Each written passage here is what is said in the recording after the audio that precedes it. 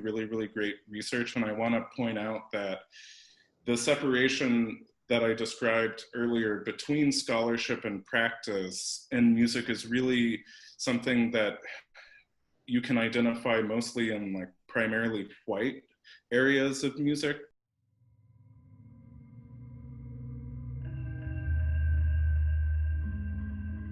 Welcome back to another episode of Cocktails with Creatives.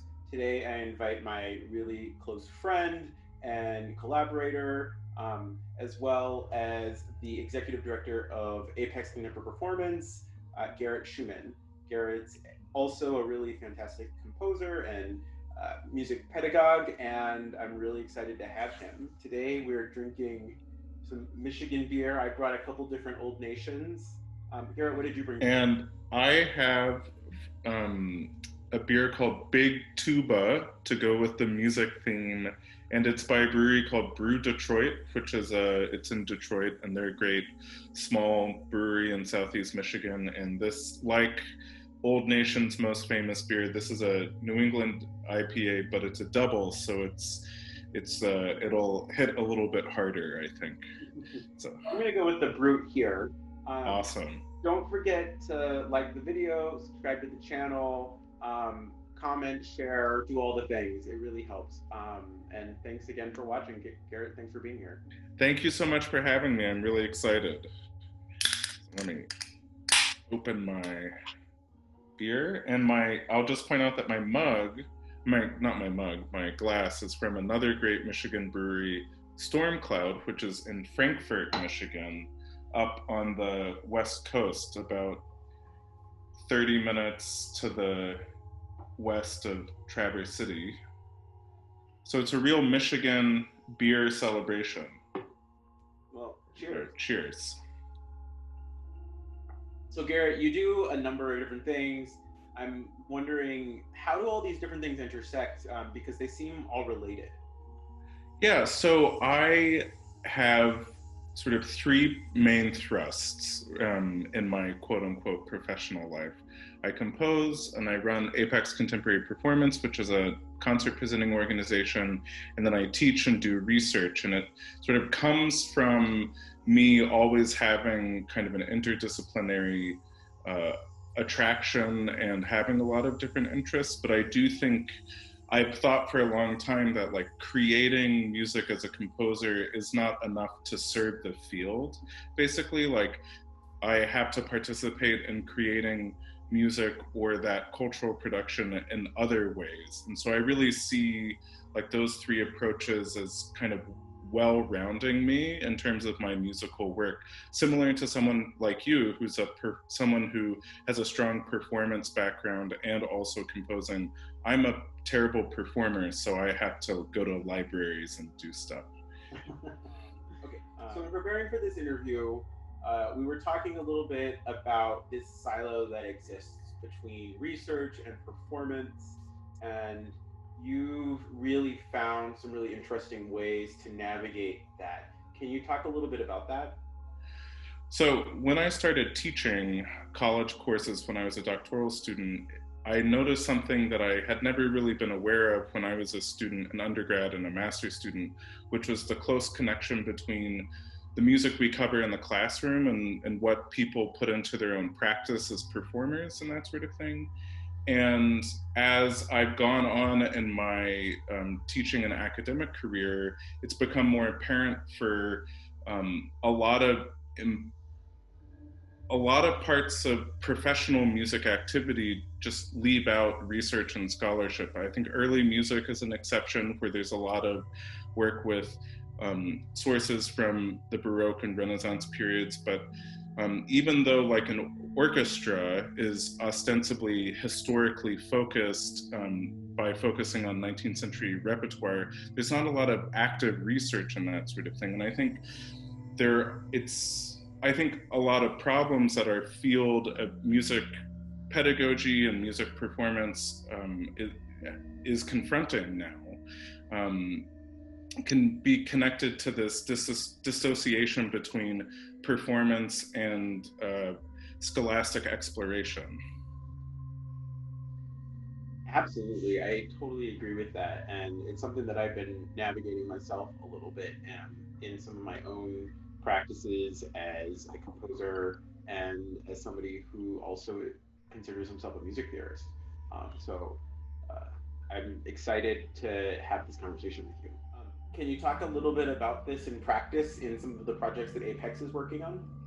Yeah, so recent work that ＡPEX has been doing that sort of challenges the separation between scholarship and performance has been really related in our ongoing interest in presenting composers with diverse identities. And I think generally speaking, in contemporary music at the present in the United States, a lot of people are on board with that, but in more traditional classical performance, people, orchestras, institutions, soloists, chamber ensembles are like, well, we have a canon that's been given to us.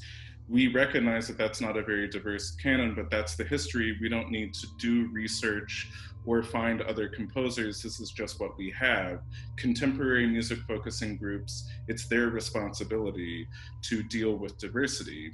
And so with ÄPEX's performances of 20th and 21st century composers, we've always focused on rarely performed and underrepresented pieces and creators. But last year, we started a research project of producing instructional music theory examples by women composers of color from the 16th century through the early 19th century, because even though we're primarily a group that focuses on recent music, we don't want to separate those practices. We don't want to remove ourselves from a continuous history that involves people with a lot of diverse identities from even before the Renaissance through to today.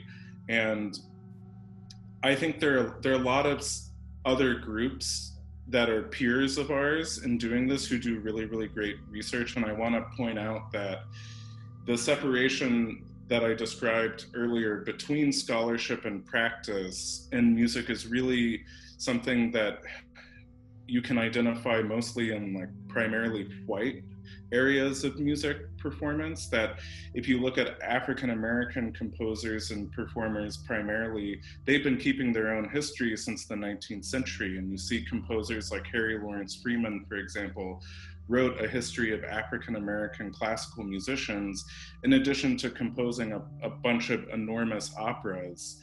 And so I think it's, as in 2020, thinking about the best way to deal with extremely urgent issues, I'm glad that ÄPEX has a head start, so to speak, in combining high quality research with high quality performances that include this historical music in sort of a tangential series from our main series, but also places it in the same institution as our regular programming, which focuses on 20th and 21st century composers. That's so exciting. I will say to people watching, I'm affiliated with ÄPEX, and I'm so proud to be. It's been kind of a wild ride. The fact that we've been going for 5 years strong, and I'm super excited for the next 5 years. So just to follow up, can you talk a little bit about specific projects that ÄPEX is working on? Yeah, so in addition to doing this kind of larger research initiative, we're working with a lot of exciting scholars and guest artists who are related to this. So in the spring, the spring of this year, we had scheduled visits from Anthony R. Green, who's an amazing pianist and composer who runs a wonderful group called Castle of Our Skins out of Boston that is an excellent organization people should check out.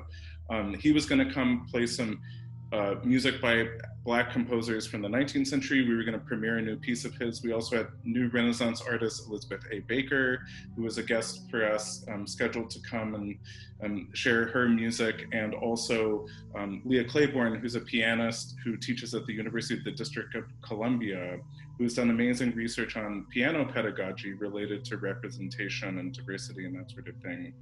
All of these performances had community events tied to them, and we've started a wonderful partnership with the Ann Arbor District Library last year to do talks and lecture recitals that are a little bit more informative, but also, bring this music to an audience in ways that it normally isn't. And I think I'm proud of us taking this direction because it helps us collaborate with more people in new ways. And I think it's innovative, and I hope there are other organizations doing similar great work like Castle of Our Skins. And I hope that we see many more starting now and in the future. Great. Where can people find out more about ＡPEX? Well, we have a website and we have a Twitter account that I know you will link in the description. And you can keep apprised of everything there. We also have a Facebook page, and we love to live stream as much of our performances as possible on our Facebook page, and shortly coming this season to our new revamped YouTube channel. So I know you'll share all those links in the description, and you please follow us and engage with us as much as you can through those platforms.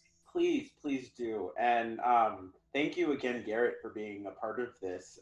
Also, go check out Garrett's music, because Garrett's a great composer. And thank you very much. I know we weren't talking about it, but Well, you can follow me on Twitter, and I'm very present on there.